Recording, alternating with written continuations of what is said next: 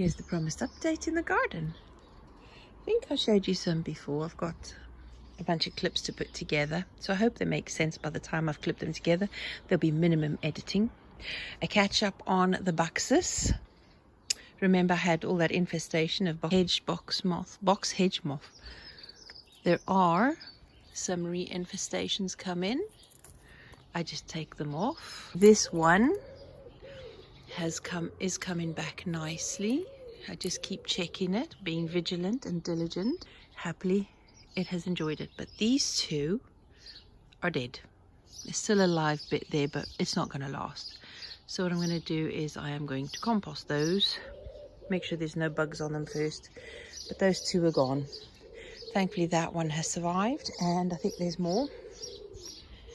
This one is hanging on tooth and nail, but I do still have to be vigilant, loving it and looking after it. Hopefully it'll recover. Oh, that one is also hanging on tooth and nail. Of course, I had a couple of Jerusalem artichoke in the middle there last year, and they have come up everywhere. So gardening tip number one, if you're growing Jerusalem artichoke, once you have it, you will never get rid of it. It's a lovely way of growing a food that needs very little to no care at all, and it will just keep blessing you. So if you don't want it growing everywhere, keep it in a pot or pots. Yeah, they're gonna have to come out and go in pots because I need this bed and that one for the root veggies, and some in here.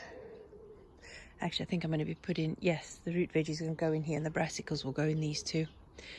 And in that one is going to be more of the leeks and onions, leeks and spring onions.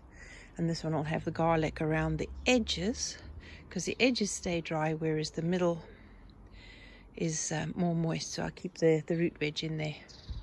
They need different amounts of water, so this one still needs clearing. I've got some swede flower going to be flowering here, so I need to open this up so they can be pollinated, and I've got seeds tidying up from clearing out the beds. All the half composted wood chip from the front when I moved the composters, I'll show you that in a moment, but they are waiting there to be mulching the top of this bed. I'm a bit dubious about mulching with that, because it might give home for slugs and snails, and there's bound to be slugs in there already. So I don't know, we'll just wing it.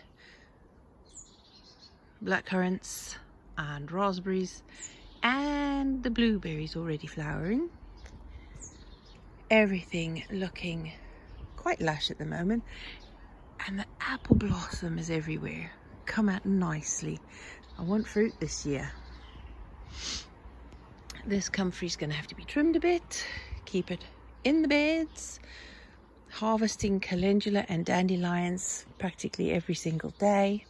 I am letting the asparagus go to flower. This one has not fared very well. The slugs have been enjoying it, so it's struggling in there. It needs a new pot. Tidying up still to do, but you know, all good. Parsnips doing perfectly well in here, growing nicely, protected and warm. Look, first time ever I have that many blossom on the quince. I am so excited. I cannot wait for those flowers to be pollinated and become quinces. Wonderful. Yeah, and the grapevine, look at that. We've been emptying out the compost bins in the front garden, and guess where it's all gone? Not just in the bed. Some of it mixed with the good soil, the compost, and the rest of it, well, ta-da! Strawberry towers have now been filled with soil and are ready for the strawberry plants to go in. And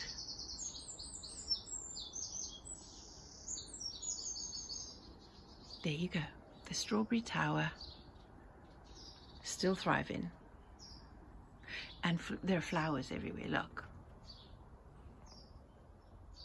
such promise. Very soon. I caught a little house sparrow sitting on the branch of that apple tree the other day and nibbling at a blossom. I had a kind word with it and said, excuse me, do you mind? You may have whatever insects and other flower blossoms you like, but stay away from my apples. The bird literally looked at me, twittered, and then flew off. Like it's taken the blindest bit of notice of me. Look how lovely. Everything is bushing out and greening up. This one I think survived because it's not a buxus. I think that's privet. Camellia's gone over now. No more flowers there, just new growth. I transplanted the snapdragons from the back bed into here. Let's hope they survive. Salad burnet about to get some beautiful crimson flowers. Peony about to flower. Campanula about as well to start flowering. Aquilegia flowering. Oh, everything is just doing wonderfully. Primroses are still giving me beautiful flowers. And look at the size of that one. It's huge. More campanula. I've got some herb valerian over there. I never use it for the medicinal purposes because I think that one needs specialist treatment, but I keep growing it. Muskmallow, lovely. The honeyberries are still here. At the moment it's giving wind shelter to the garden and greenery for the birds to hide in. So for now, I'll just put that on the back burner. This rose, I'm going to have to cut those off the bottom. Those are from the bottom of the scion, so they've got to go. Gentle Hermione is about to flower. This this slow blackthorn is getting pretty big. I'm quite sure the roots are coming out the bottom of that pot already. And the hawthorn, and there's a hazel right there. Lovely colour. And look, I finally have lilac. The perfume is delicious. Chilean guava, struggling a bit, needs feeding I think.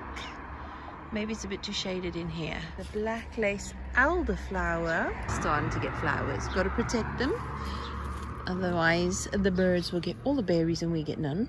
Eleagnus is sprouting new shoots everywhere, so I've got to keep that trimmed and in control. Look, fruit on the Eleagnus. I've moved the sea holly to the front. Hopefully they survive. I actually have my spirea, which is growing this year. Just give it a trim and keep it tidy. My holly starting to flower. I got some wild garlic from my friend. Surviving really nicely there. This rose is about to start flowering. I forget its name. I have my cleavers spreading nicely there, which I do use, and I still have some ladies' bed straw coming up, little bits and pieces over there. I think it needs something better than that because I want it to grow nice and big. I'd like it to cover that whole beam over there.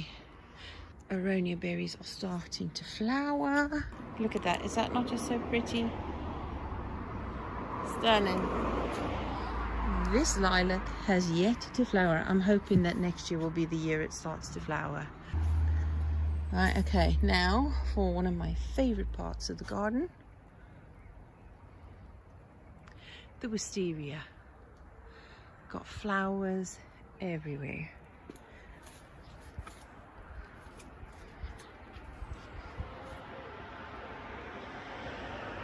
They're not quite open properly yet, and when they do, oh my goodness, will it be a beautiful big foxbush tail of purple flowers.